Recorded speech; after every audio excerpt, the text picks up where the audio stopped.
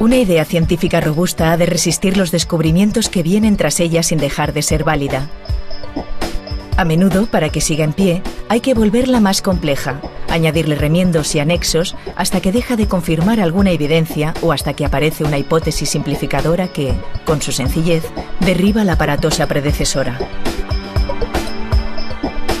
Paul Steinhardt, físico teórico de la Universidad de Princeton, es el padre de uno de esos modelos que buscan simplificar la cada vez más sofisticada explicación del origen del universo. Punset coincidió con él en la ciudad de Manchester. Steinhardt le contó cómo surgió la nueva idea y cómo ésta ha desmontado un consenso entre la ciencia y la Iglesia.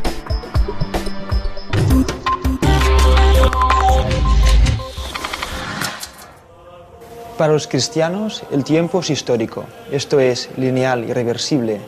Tiene un principio y un fin, un alfa y un omega. Al principio creó Dios los cielos y la tierra. La tierra estaba confusa y vacía, y las tinieblas cubrían la haz del abismo, pero el Espíritu de Dios se cernía sobre la superficie de las aguas. Dijo Dios, haya luz, y hubo luz. Y vio Dios ser buena la luz, y la separó de las tinieblas, y a la luz llamó día, y a las tinieblas noche, y hubo tarde y mañana, día primero. Así fueron acabados los cielos y la tierra y todo su cortejo, y rematada en el día sexto toda la obra que había hecho, descansó Dios el séptimo día de cuanto hiciera, y bendijo el día séptimo y lo santificó, porque en él descansó Dios de cuanto había creado y hecho. Este es el origen de los cielos y la tierra cuando fueron creados.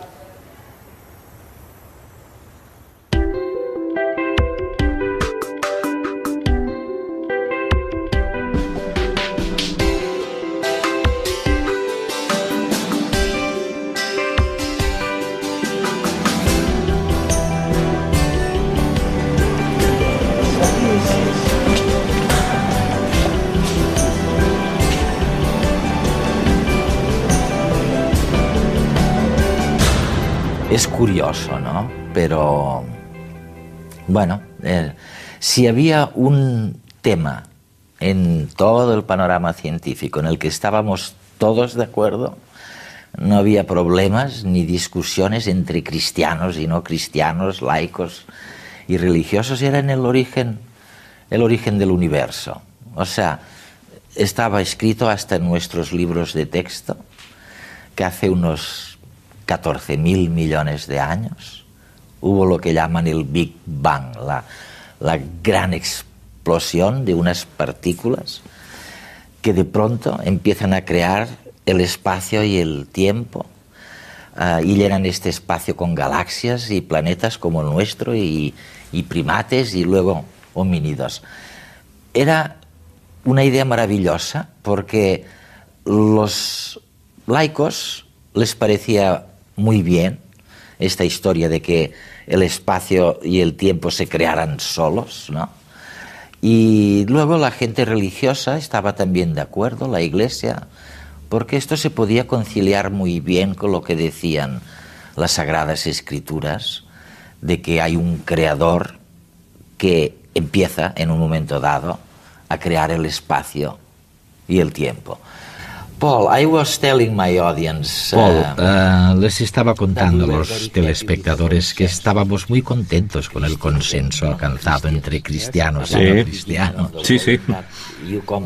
Sobre el inicio del mundo me refiero. Y luego llegas tú y de pronto me dices, ¿no es cierto? Sí, tienes razón, Edward. Es interesante ver que durante los últimos 50 años aproximadamente hemos estado convencidos de que el universo tuvo un principio bien definido.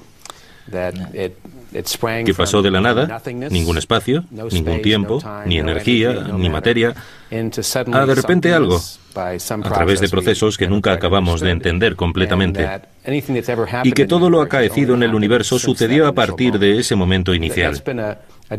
Esta ha sido la idea predominante, pero ahora empezamos a cuestionárnosla. Tal vez lo que conozcamos como el Big Bang no fuera realmente el principio.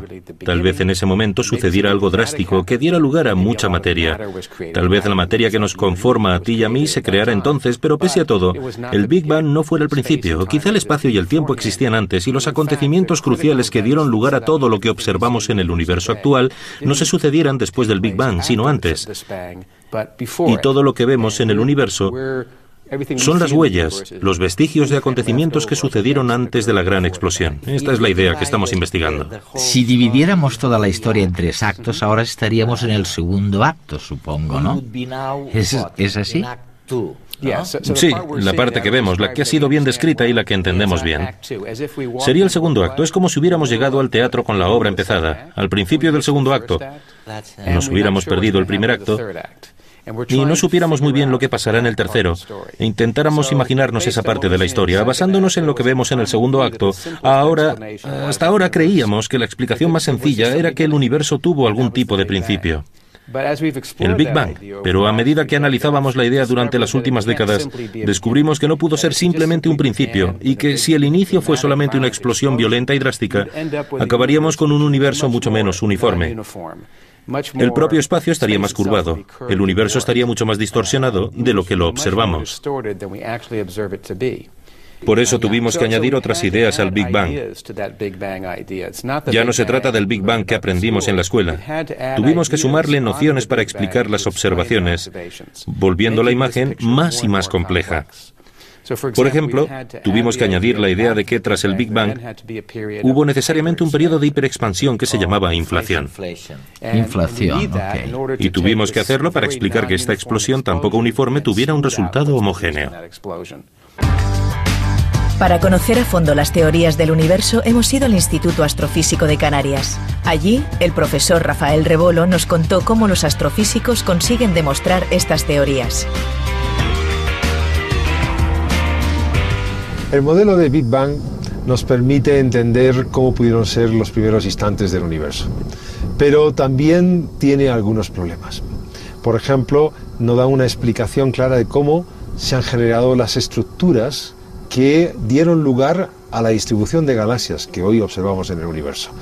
Tampoco permite entender o explicar por qué la geometría a gran escala del universo es una geometría de tipo euclídea. Para complementar este modelo, se desarrolló en los años 80 una teoría, la teoría inflacionaria, que nos da una explicación razonable tanto a esa geometría del universo a gran escala como a las semillas, como para entender las semillas a partir de las cuales crecería la estructura del universo. Esa teoría, la inflación, está hoy en el punto de mira de muchos investigadores y de muchos experimentos que tratan de confirmar o rechazar los postulados que formula. Hay otras teorías alternativas, por ejemplo, la teoría del universo cíclico de Steinhardt, que propone un escenario de Big Bang seguido después de un colapso y un nuevo Big Bang. Estas teorías todavía están lejos de poder ser confirmadas, pero ofrecen marcos alternativos con los cuales contrastar los resultados experimentales. Para el astrónomo, mirar el cielo es mirar hacia el pasado.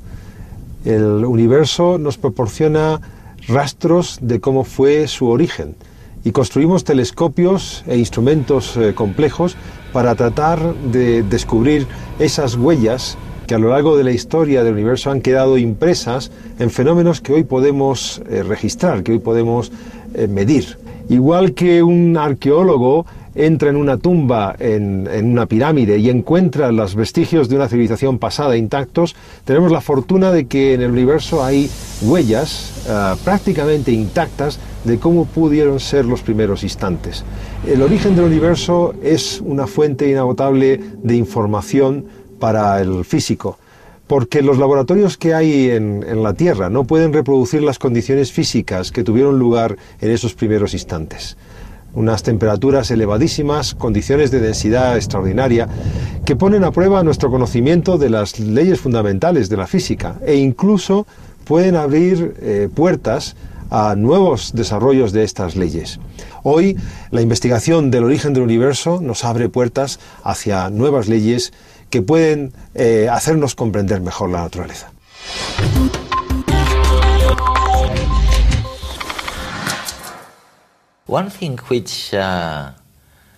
Una cosa que, bueno, me fascina es que si vosotros podéis extrapolar, mirar la imagen del pasado más remoto y extrapolarla a la situación actual, y miráis las galaxias y los planetas como el nuestro, e incluso a homínidos como nosotros en algunos, tal vez, de estos planetas, ¿por qué no podéis seguir extrapolando hasta el tercer acto? Es decir, si lo que vosotros decís, lo que denomináis el modelo cíclico,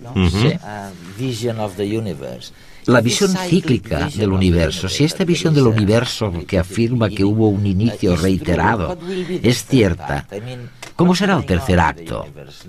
¿Qué sucederá en el universo ahora? ¿Y qué sucederá después? Es una muy buena pregunta, Edward. Una cosa que hemos aprendido del universo a partir de las observaciones es que sucedió algo muy extraño hace unos pocos miles de millones de años. Por aquel entonces, justo después de que se formara la Vía Láctea, y justo después de que se formara nuestro sistema solar, una nueva forma de energía empezó a dominar el universo. Hablas de unos 4.000 millones de años. Sí, por ahí. Hasta esa época el universo consistía básicamente en materia y energía asociada con esa materia. Pero entonces se transformó hasta llegar a estar dominado por una nueva forma de energía que llamamos energía oscura. Sí. Y esta energía oscura tiene un tipo de fuerza gravitatoria muy peculiar.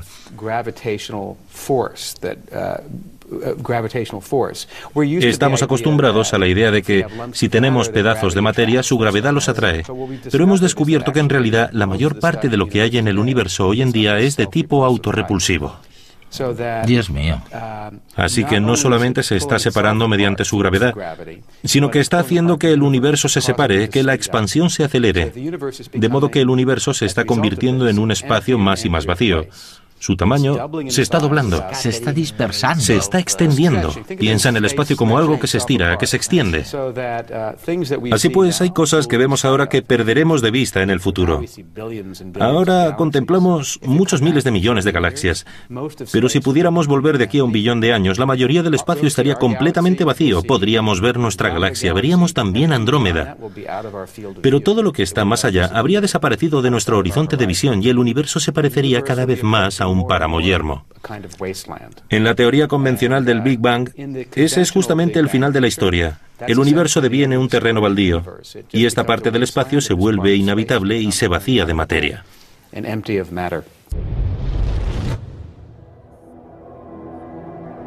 Estaba todo oscuro. Reinaba un silencio absoluto y la temperatura era más alta de la que hay hoy en el centro del Sol. Era hace 14.000 millones de años. Toda la materia, la energía, el tiempo y el espacio estaban concentrados en un punto más reducido que un átomo. Hasta que su expansión lo cambió todo. Esta dio lugar al universo y a todo lo que nos rodea hoy. Pero la historia no termina aquí.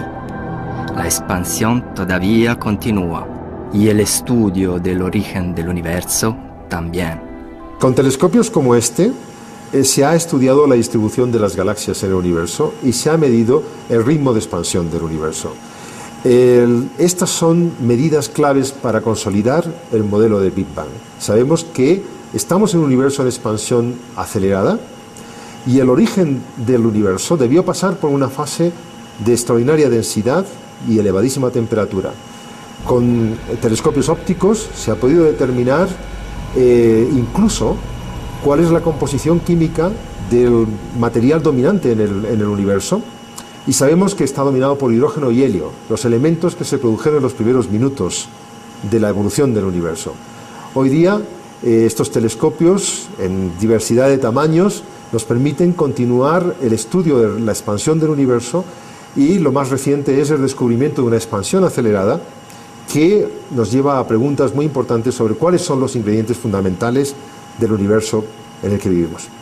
Este interferómetro de microondas es uno de los pocos instrumentos en el mundo que es capaz de permitirnos obtener información sobre la teoría de la inflación.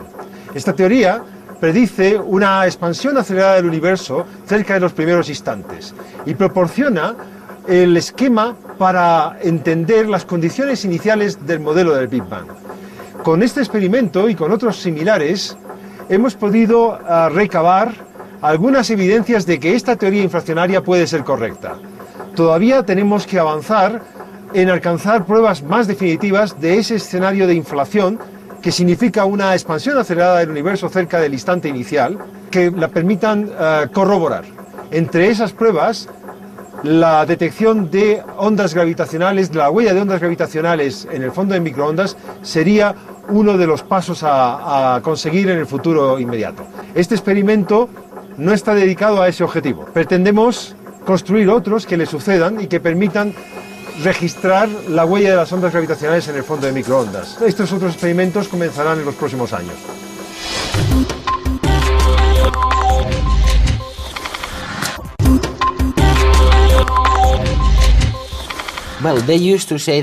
También se solía decir que habría o podría haber una contracción del universo, siempre que hubiera suficiente materia. Sí la hubiera, pero ahora sabemos que no la hay. No la hay.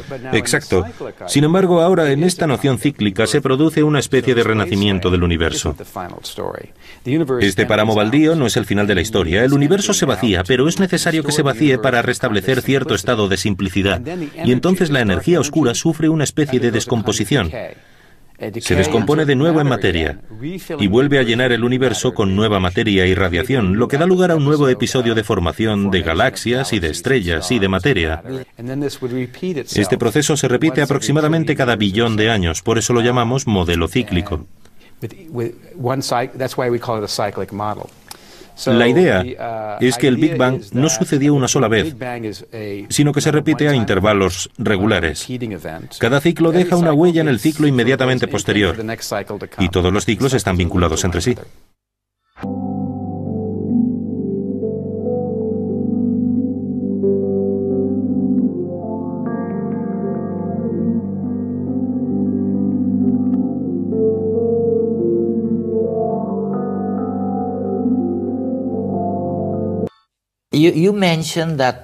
Mencionabas que solamente vemos una parte de todo lo que hay.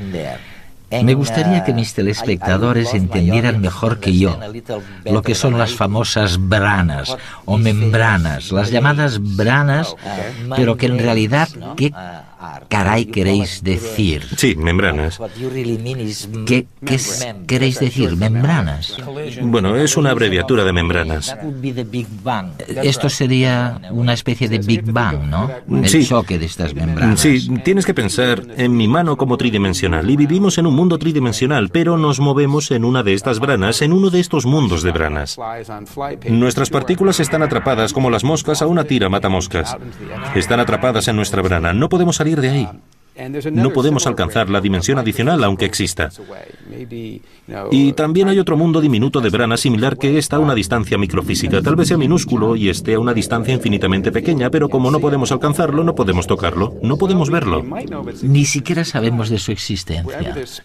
Bueno, sí podemos saber de su existencia porque donde quiera que haya espacio hay gravedad. Por tanto, hay espacios en las branas, pero también espacio entre las branas. Y si un trozo de materia está en esta brana de aquí, puedo sentir su gravedad ahí. Y viceversa. Por tanto, quizá la materia oscura sea en realidad materia que está en esta brana que no podemos ver. Y de la que solamente sentimos la gravedad. Es una posibilidad. Y otra posibilidad es que, aunque estas branas estén lejos ahora y las separe la distancia, quizá no siempre fuera así. Tal vez una vez estuvieron así. Y esta es la idea, la noción que nos llevó a todo el concepto del modelo cíclico. Nos percatamos de que para tener la imagen convencional del universo surgiendo de la nada, era necesario no tener nada y de repente dos branas que se separaban. Y que, si tenemos la imagen de la nada y de repente dos branas que se separan, ¿por qué no una colisión? Claro. Y de hecho, bueno, ¿por qué no una colisión que se repite? Empezamos con esta idea intuitiva tan simple y nos planteamos lo siguiente: ¿en qué diferiría ese universo de la imagen convencional? Eso nos llevó a todo un conjunto de ideas que ahora forman la idea cíclica.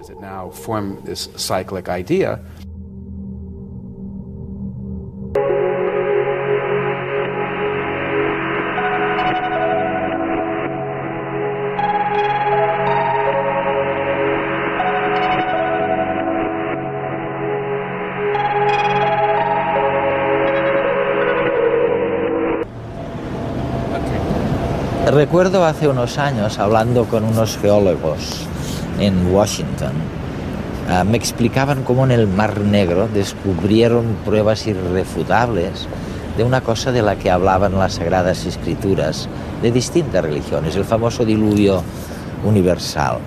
Y ahora lo que se me ocurre es que me gustaría que el profesor Paul Steinhardt nos dijera si ha encontrado rastro en alguna de las Sagradas Escrituras de las distintas religiones, de la concepción o de las distintas concepciones sobre el origen del universo. ¿Cómo pensaban nuestros antepasados que empezó todo este lío? Hace unos 14.000 millones de años, ¿no? ¿Qué pensaban? ¿Cómo había empezado todo esto? Bueno, creo que casi todas las religiones tienen algún tipo de cosmología asociada. La mayoría de nosotros creemos que el Génesis es una cosmología de la creación, donde el universo empezó de la nada y de repente fue creado. Se trata de la interpretación típica y la que nos han contado mayoritariamente. Y muchas personas se han dado cuenta de que se asemeja mucho a la concepción del Big Bang. Que es lo ortodoxo, ¿eh? Exacto.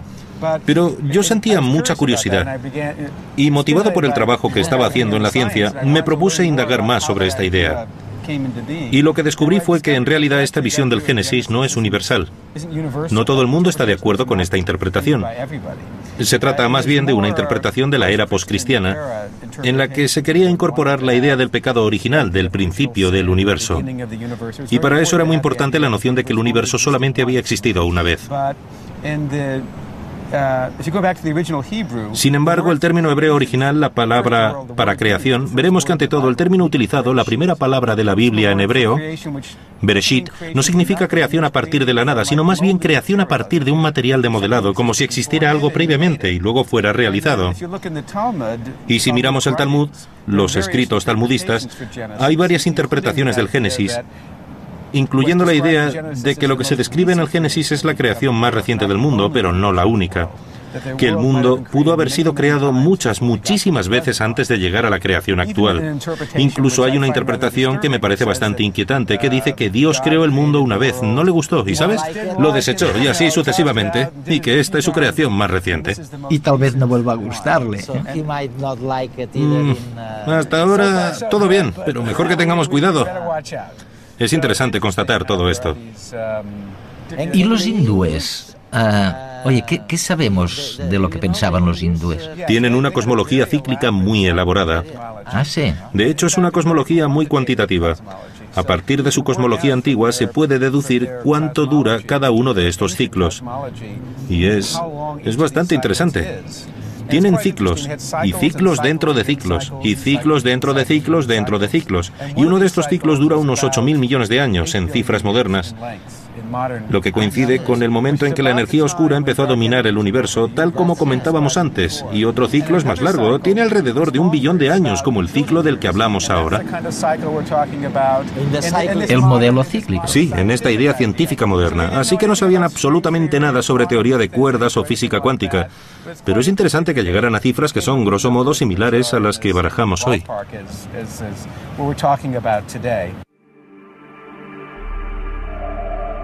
En el hinduismo, la concepción del tiempo es cíclica. Por eso la creación se va a repetir una y otra vez. Vishnu yace en el océano causal, durmiendo de manera ilimitada para crear ilimitado número de universos durante ese sueño. En virtud de su respiración, innumerables universos comienzan a existir, se expanden durante su exhalación y cuando inhala, ocurre la retracción y disolución de todos los universos. A medida que el Señor en su porción plenaria entró en los elementos de la creación universal, estos se transformaron en la gigantesca forma en la que reposan todos los sistemas planetarios y todas las creaciones móviles e inmóviles. Él, la personalidad de Dios como el sustentador de todo lo que hay en el universo, aparece en diferentes encarnaciones después de establecer la creación.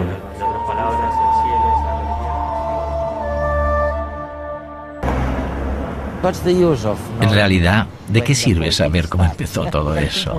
Creo que nos interesa saber cuál es nuestro lugar en el universo y qué sentido tiene que estemos aquí.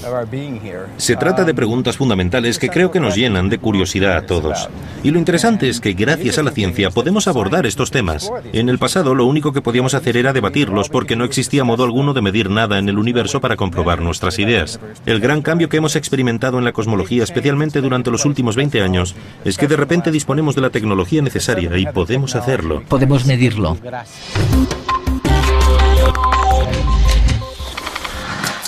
Me voy a quedar con esta imagen un poco horrorosa de un papel pegajoso de moscas, una superficie en la que se han ido pegando las moscas y de la misma manera parecería que los homínidos, que nosotros estamos pegados a esta membrana sin ver que a una distancia cortísima, casi al lado, no lo veremos nunca, salvo cuando choquen, están otras membranas, otros universos de los que no sabemos nada.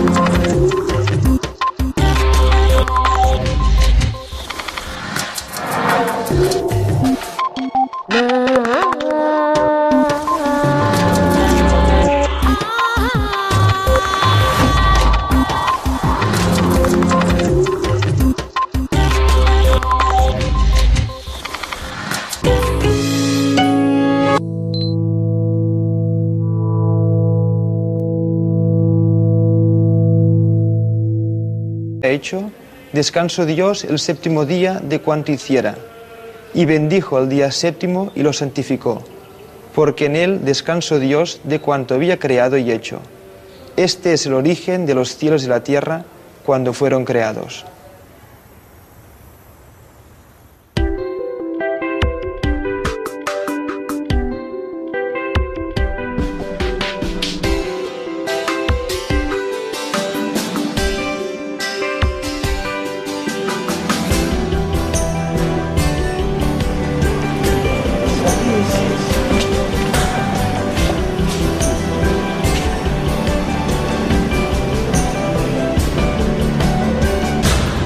Es curioso, ¿no? Pero, bueno, si había un tema en todo el panorama científico en el que estábamos todos de acuerdo, no había problemas ni discusiones entre cristianos y no cristianos, laicos y religiosos, era en el origen del universo. O sea, estaba escrito hasta en nuestros libros de texto que hace unos 14.000 millones de años hubo lo que llaman el Big Bang, la gran explosión de unas partículas que de pronto empiezan a crear el espacio y el tiempo y llenan este espacio con galaxias y planetas como el nuestro y primates y luego homínidos. Era una idea maravillosa porque los laicos les parecía muy bien esta historia de que el espacio y el tiempo se crearan solos, ¿no?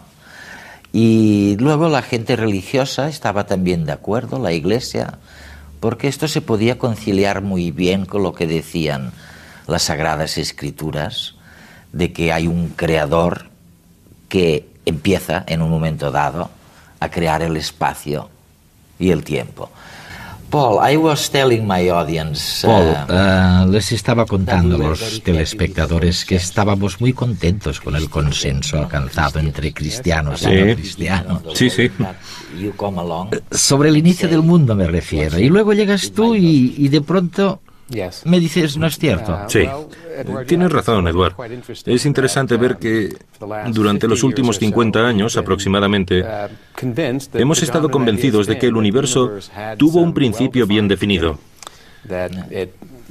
que pasó de la nada, ningún espacio, ningún tiempo, ni energía, ni materia, a de repente algo, a través de procesos que nunca acabamos de entender completamente, y que todo lo acaecido en el universo sucedió a partir de ese momento inicial. En la filología antigua se puede deducir cuánto dura cada uno de estos ciclos, y es bastante interesante. Tienen ciclos, y ciclos dentro de ciclos, y ciclos dentro de ciclos dentro de ciclos, y uno de estos ciclos dura unos 8.000 millones de años en cifras modernas, lo que coincide con el momento en que la energía oscura empezó a dominar el universo, tal como comentábamos antes, y otro ciclo es más largo, tiene alrededor de 1 billón de años, como el ciclo del que hablamos ahora. ¿El modelo cíclico? Sí, en esta idea científica moderna, así que no sabían absolutamente nada sobre teoría de cuerdas o física cuántica, pero es interesante que llegaran a cifras que son, grosso modo, similares a las que barajamos hoy.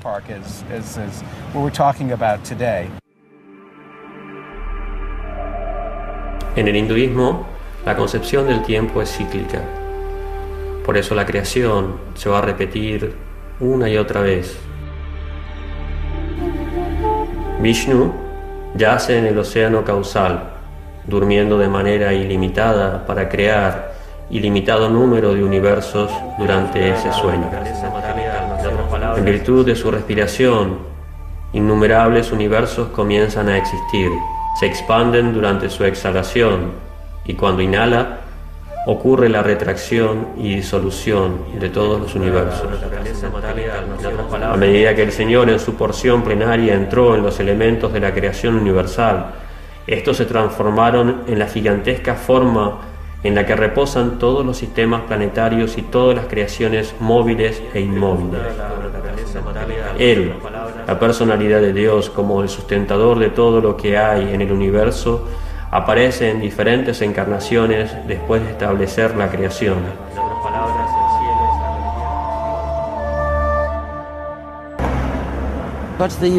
En realidad, ¿de qué sirve saber cómo empezó todo eso? Creo que nos interesa saber cuál es nuestro lugar en el universo y qué sentido tiene que estemos aquí. Se trata de preguntas fundamentales que creo que nos llenan de curiosidad a todos.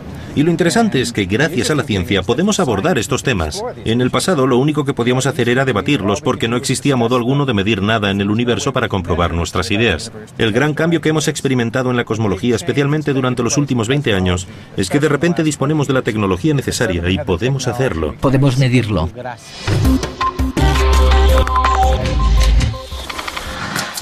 Me voy a quedar con esta imagen un poco horrorosa de un papel pegajoso de moscas, una superficie en la que se han ido pegando las moscas y de la misma manera parecería que los homínidos, que nosotros estamos pegados a un universo en expansión acelerada, y el origen del universo debió pasar por una fase de extraordinaria densidad y elevadísima temperatura.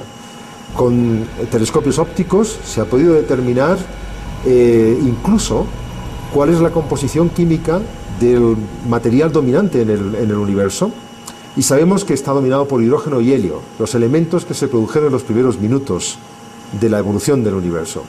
Hoy día estos telescopios en diversidad de tamaños nos permiten continuar el estudio de la expansión del universo, y lo más reciente es el descubrimiento de una expansión acelerada que nos lleva a preguntas muy importantes sobre cuáles son los ingredientes fundamentales del universo en el que vivimos. Este interferómetro de microondas es uno de los pocos instrumentos en el mundo que es capaz de permitirnos obtener información sobre la teoría de la inflación. Esta teoría predice una expansión acelerada del universo cerca de los primeros instantes y proporciona el esquema para entender las condiciones iniciales del modelo del Big Bang.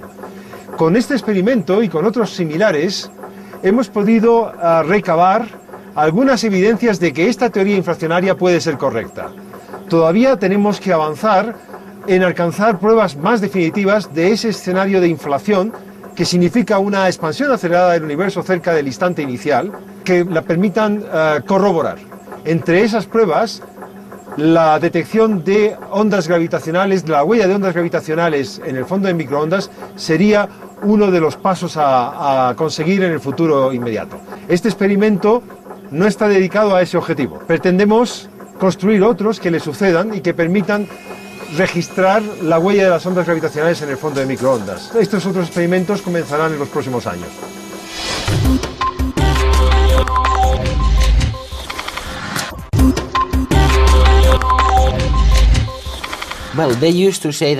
También se solía decir que habría o podría haber una contracción del universo, siempre que hubiera suficiente materia. Sí la hubiera, pero ahora sabemos que no la hay. No la hay. Exacto. Sin embargo, ahora en esta noción cíclica se produce una especie de renacimiento del universo. Este páramo baldío no es el final de la historia. El universo se vacía, pero es necesario que se vacíe para restablecer cierto estado de simplicidad. Y entonces la energía oscura sufre una especie de descomposición. Se descompone de nuevo en materia y vuelve a llenar el universo con nueva materia y radiación, lo que da lugar a un nuevo episodio de formación de galaxias y de estrellas y de materia. Este proceso se repite aproximadamente cada billón de años, por eso lo llamamos modelo cíclico. La idea es que el Big Bang no sucedió una sola vez, que barajamos hoy.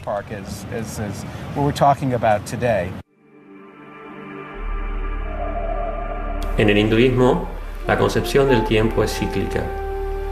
Por eso la creación se va a repetir una y otra vez. Vishnu yace en el océano causal, durmiendo de manera ilimitada para crear ilimitado número de universos durante ese sueño. En virtud de su respiración, innumerables universos comienzan a existir. Se expanden durante su exhalación y cuando inhala ocurre la retracción y disolución de todos los universos. A medida que el Señor en su porción plenaria entró en los elementos de la creación universal, estos se transformaron en la gigantesca forma en la que reposan todos los sistemas planetarios y todas las creaciones móviles e inmóviles. Él, la personalidad de Dios como el sustentador de todo lo que hay en el universo, aparece en diferentes encarnaciones después de establecer la creación.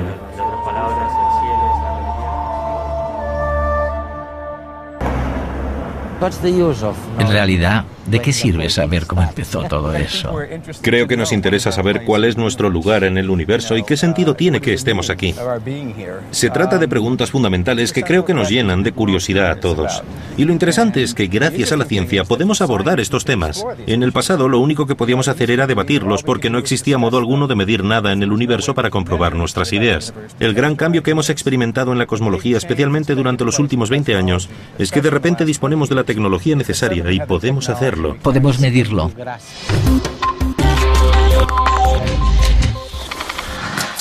Me voy a quedar con esta imagen un poco horrorosa de un papel pegajoso de moscas, una superficie en la que se han ido pegando las moscas y de la misma manera parecería que los homínidos, que nosotros estamos pegados a esta membrana sin ver que a una distancia cortísima, casi al lado, no lo veremos nunca, salvo cuando choquen, están otras membranas, otros universos de los que no sabemos nada.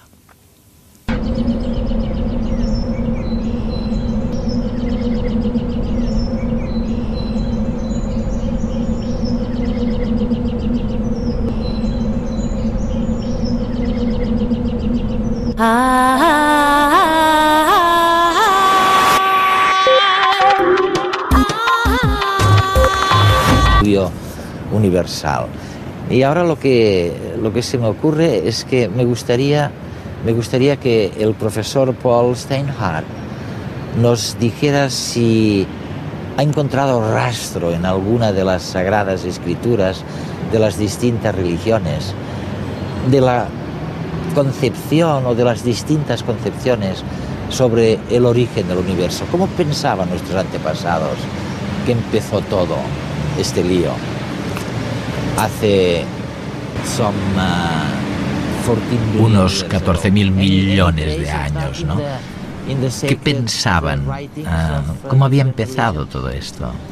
Bueno, creo que casi todas las religiones tienen algún tipo de cosmología asociada.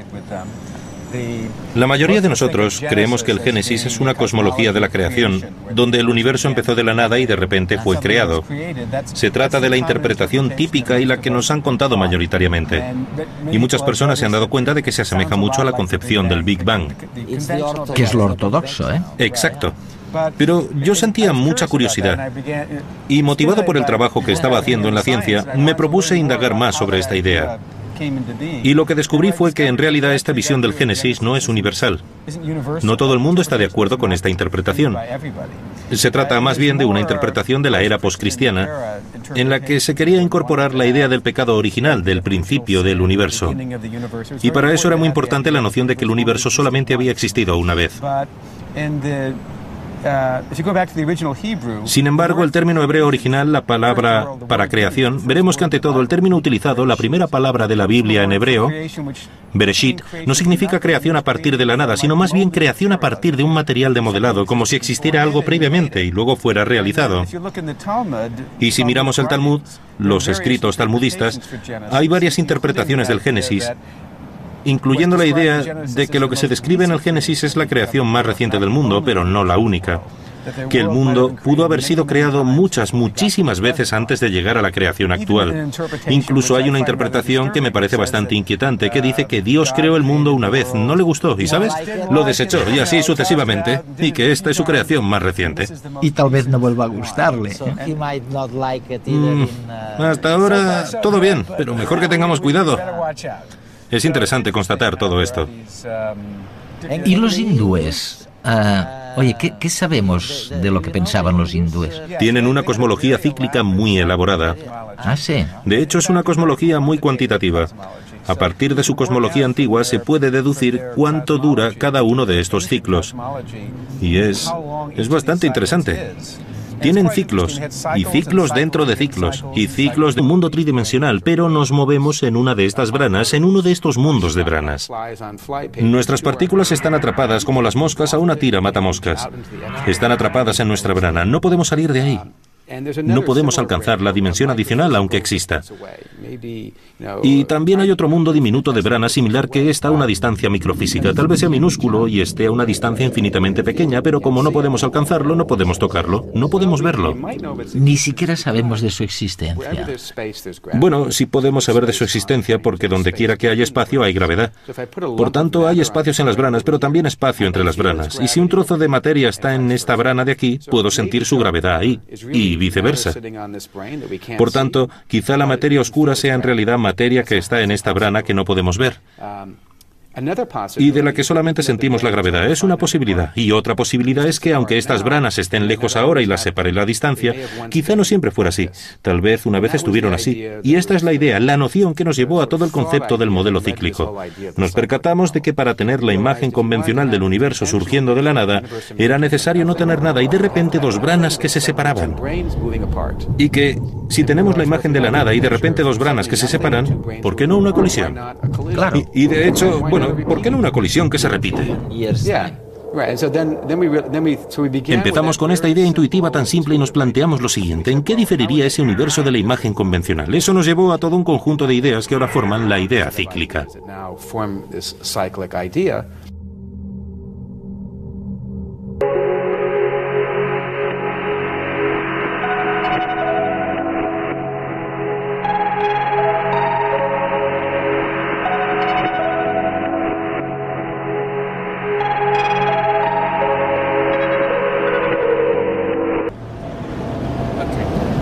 Recuerdo hace unos años, hablando con unos geólogos en Washington, me explicaban cómo en el Mar Negro descubrieron pruebas irrefutables de una cosa de la que hablaban las Sagradas Escrituras de distintas religiones, el famoso diluvio universal. Y ahora lo que se me ocurre es que me gustaría que el profesor Paul Steinhardt nos dijera si ha encontrado rastro en alguna de las Sagradas Escrituras de las distintas religiones, de la concepción o de las distintas concepciones sobre el origen del universo. ¿Cómo pensaban nuestros antepasados que empezó todo este lío? Hace unos 14.000 millones de años, ¿no? ¿Qué pensaban? ¿Cómo había empezado todo esto?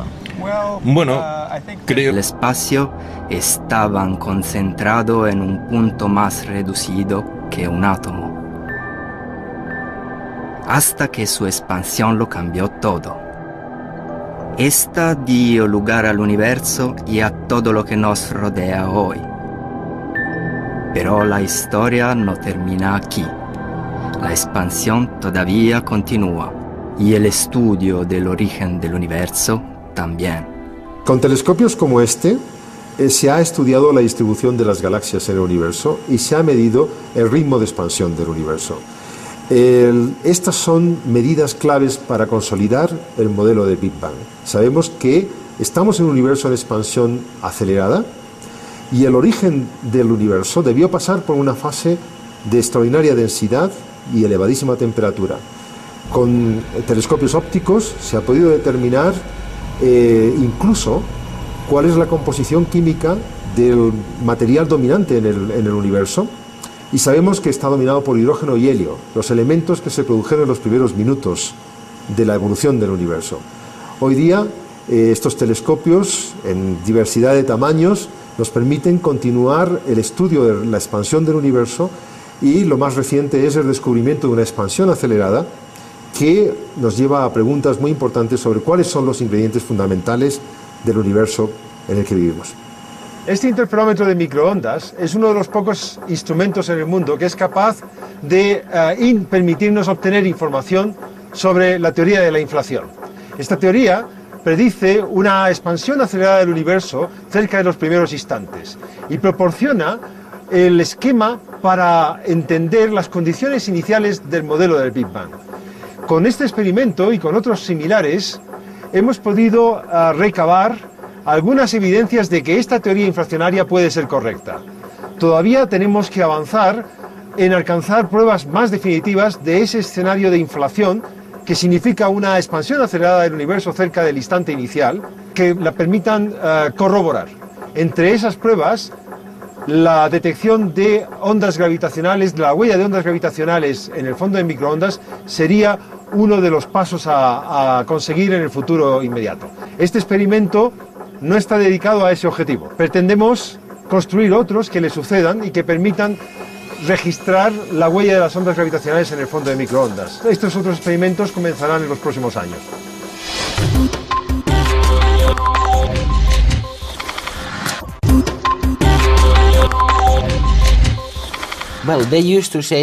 También se solía decir que habría o podría haber una contracción del universo, siempre que hubiera suficiente materia. Si la hubiera, pero ahora sabemos